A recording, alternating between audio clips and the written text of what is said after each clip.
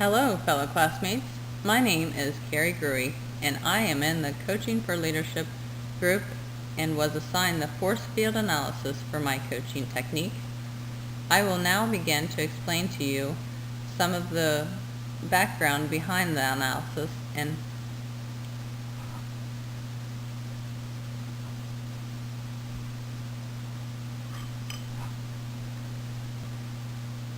Hello, fellow classmates. My name is Carrie Gruey, and I am in the Coaching for Leadership group.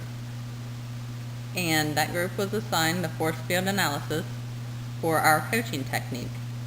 I will now describe a little bit about this coaching technique to you. I found this technique to be very interesting in helping people realize they are not always doing everything in their power to set themselves up to achieve their goal. This technique is based off the theory of forces. It provides a visual of what influences are positive and which ones are negative, and allows us to help move things in the desired direction, so that some of the forces that may be holding us back can become minor and easier to overcome. Force field analysis is primarily used to gauge the realism of a goal and the commitment toward that goal. This allows the coach to fully understand the feelings and motivations of the client, because not everyone is affected by the same negative forces. What some individuals list as a large negative force, others may feel it is small or may not even make the list. So by using force field analysis, it helps identify those forces that support goal achievement and those forces that restrain it.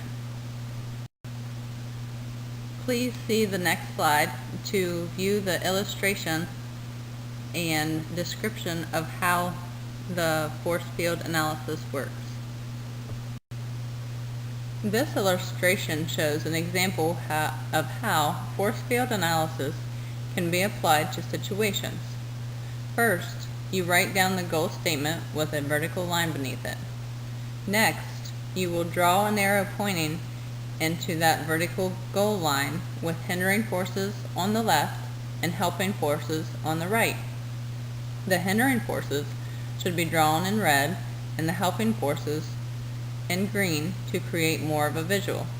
The thickness of the arrows is based on the force level. Large forces with bold arrows and less powerful forces with fine point arrows. Again, this will add more of a visual to the illustration. After looking at the final illustration, it should then be used to determine if any forces can be increased, diminished, or even diverted to gain likeliness of reaching the end goal. To ensure the coach or mentor will get the full effects of this coaching technique, they will need to prompt the client to know the helping and hindering forces. They then need to find ways to encourage the client to find ways to shift the negative forces so they become more positive. In knowing these forces, it allows coaches to come up with ways to downsize or even eliminate the negative forces. This will in turn make reaching the goal easier and more likely. Helping clients see that the goal is very obtainable helps them stay motivated and positive about the situation. There are some advantages and disadvantages in using the force field analysis. The major advantage of this technique is that it allows the positive and negative forces to be visible. When clients can visualize the situation, it helps them sort through all of the information they know that affects the goal. By knowing what factors are hindering their success, it allows clients to make changes that increase the probability of reaching their goal. As for disadvantages, there are not really any, other than the fact that it is a visual representation and there are no scientific facts to back it up. So some individuals are concerned it has no real basis, and in turn feel it is not sufficient enough to get the results they seek.